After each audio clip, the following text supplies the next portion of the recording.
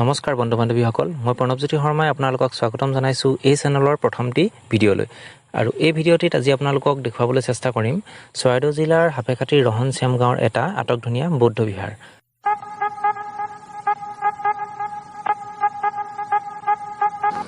বৌদ্ধ বিহাৰটিৰ গেটৰ পৰা সোমাই চাওক কি সুন্দৰ পৰিৱেশ। চৌপাশৰ পৰিৱেশটো সঁচাই আকৰ্ষণীয়। আপোনালোকে চাই যাওক আৰু মই দেখুৱাই যাম। প্ৰথমতে বাহিৰৰ পৰিৱেশটো চাই আমি ভিতৰলৈ যাম।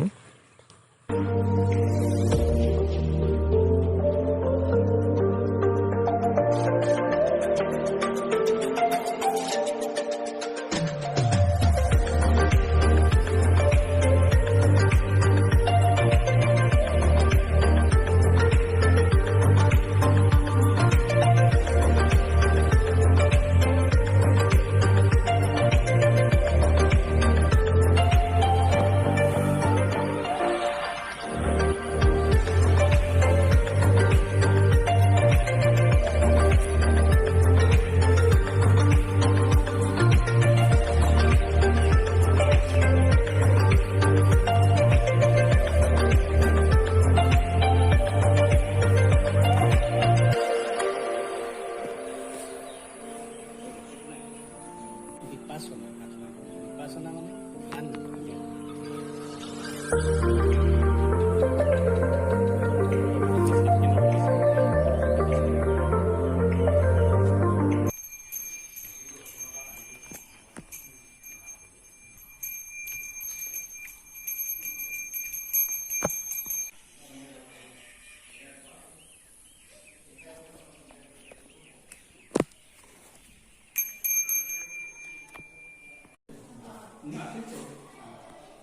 এয়া চাওক বৌদ্ধ বিহাৰটোৰ ভিতৰৰ ভাগ কি সুন্দৰ। আৰু এই বৌদ্ধ বিহাৰটোৰ বিষয়ে আমি জানিবলৈ ইয়াৰে দুই এজন ব্যক্তিৰ সৈতে আমি কথা পাতিবলৈ চেষ্টা কৰিম।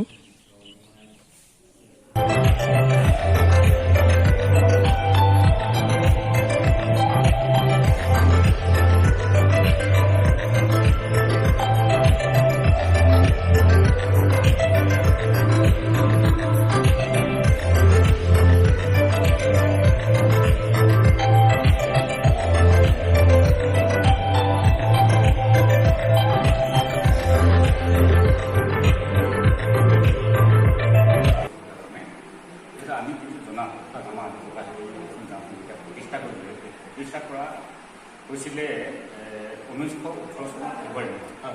মানে কেইজনমান ব্যক্তি আহি মানে গাঁৱত প্ৰথম খুটি পাতিছিলে, মানে স্থাপনা আৰম্ভ আহি মেলি তাৰপৰা আহিলে তাৰপৰা এইটো গ'ল। সেইটো বছৰটো ফেব্ৰুৱাৰী মাহত আহিল।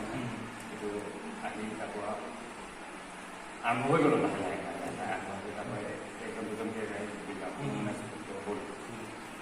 তাৰপৰা আমাৰ এই মন্দিৰটো তাৰ লগে লগেই 1919 চনত তাৰ লগে লগে মানে যে আমি বুদ্ধ ধৰ্ম নহয়, সেইটো কাৰণে সমানে খোজ মিলাই যাবলৈ লাগিবতো।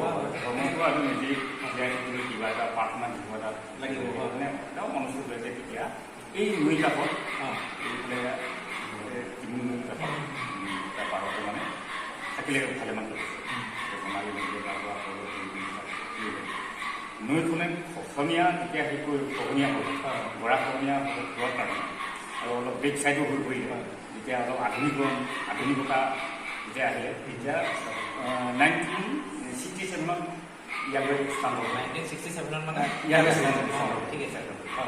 চালু কৰিলে তাৰপৰা তেতিয়া বনোৱা হৈছিলে, পকীকৰণেই হৈ আছিল প্ৰাৰ্থনা গৃহটো। তাৰপিছতে এই বেছি নহয়, এইটো 2014 চনৰ পৰা আমাৰ গোটেই ৰাইজে মিলি মানে পৰিকল্পনা দেখা আমাৰ প্ৰাৰ্থনা গৃহটো সৰু হৈছে। আৰু অলপ আধুনিক প্ৰৱণতা আমি চিন্তা চৰ্চা কৰা। এইবিলাক হাতে বনোৱা, এইবোৰ সকলো হাতে বনোৱা ন? আপোনালোকৰ ইয়াৰ স্থানীয় মূৰ্তিবিলাকো এইবিলাক এতিয়া এই সৰু সৰু মূৰ্তিবিলাক যিবিলাক মানে পুৰণা যিবিলাক বাৰ্মাৰ পৰা বলে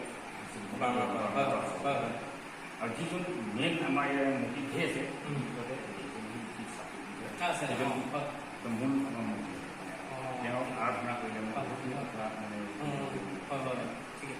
এইজন এই মিহি মাহৰ মানৰ যিজন সেনাপতি আছিলে, মিহি মাহ তেওঁ আমি বিচাৰি তেওঁহে 3জন মন্ত্ৰী 3 ঠাইত দিছিলে আমাৰ ইয়াত। বাকী পিছত এই ডাঙৰ মন্ত্ৰীটো থাইলেণ্ডৰ পৰা আহিছে। থাইলেণ্ডৰ পৰা যোগাযোগ হ'ল তাৰমানে থাইলেণ্ড আহি তাৰ পৰা নাহৰকটীয়া যিটো মন্দিৰ আছে নহয় তালৈ তাৰ পৰা আনি বাকী এইবিলাকৰ তেনেকুৱা ধৰণকে আৰু কিছুমানে ডনেশ্যন কৰিছে এই থাপনাখন সেইটোতে আগতে কিছুমান কাঠৰ আছে কাঠৰ থকাত তাৰমানে এইটো মন্দিৰটো যেতিয়া নতুনকৈ স্থাপন কৰা হয় তেতিয়া এখন দেখনীয়া কৰিবৰ কাৰণে এটা চিন্তা চৰ্চা কৰা হয়।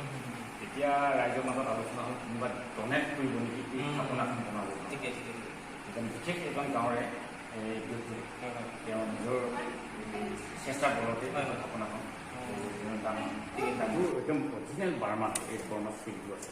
অৰিজিনেল বাৰ্মা ন? অৰিজিনেল বাৰ্মা আখৰৰ এই চিলটো আছে অকণমান এইটো ন?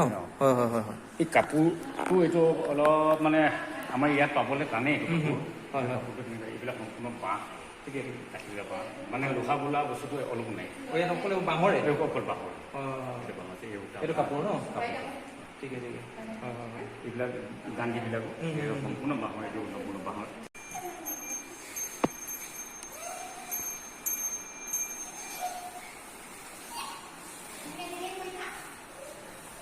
এইকেইখন কি হয় আপোনালোকৰ কি নামটো কি বাৰু এইখনৰ? আমি টাংখন বুলি কওঁ। টাংখন? টাংখন হয় হয়। মানে এইটো সৌন্দৰ্য মানে এইটো ৰুমবিলাক সজাবৰ কাৰণে সৌন্দৰ্যতাৰ কাৰণে।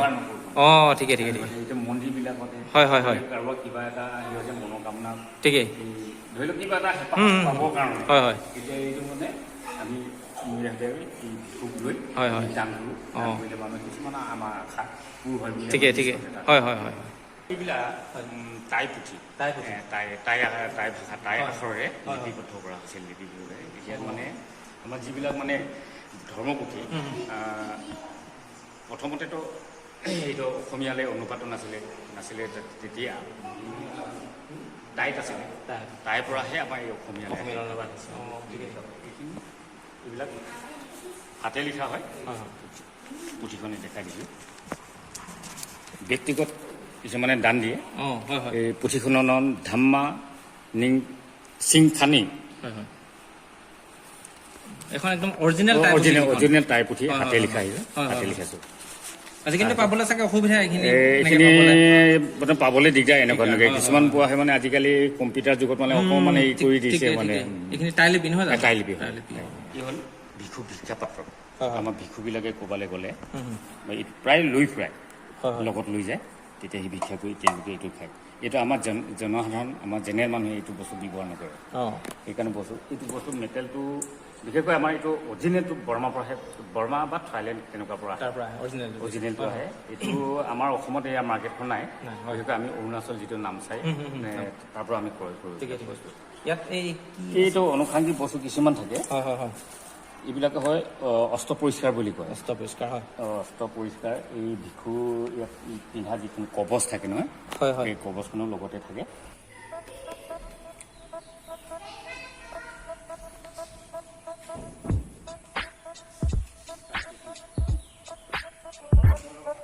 বৌদ্ধ বিহাৰটোৰ সম্পূৰ্ণকৈ দেখুৱাবলৈ আপোনালোকক চেষ্টা কৰিলোঁ। আৰু যদি আপোনালোকে ভিডিঅ'টি ভাল পালে তেন্তে অনুগ্ৰহ কৰি এই চেনেলটো ছাবস্ক্ৰাইব কৰাৰ লগতে ভিডিঅ'টো লাইক শ্বেয়াৰ আৰু কমেণ্ট কৰিবলৈ নাপাহৰিব। ধন্যবাদ।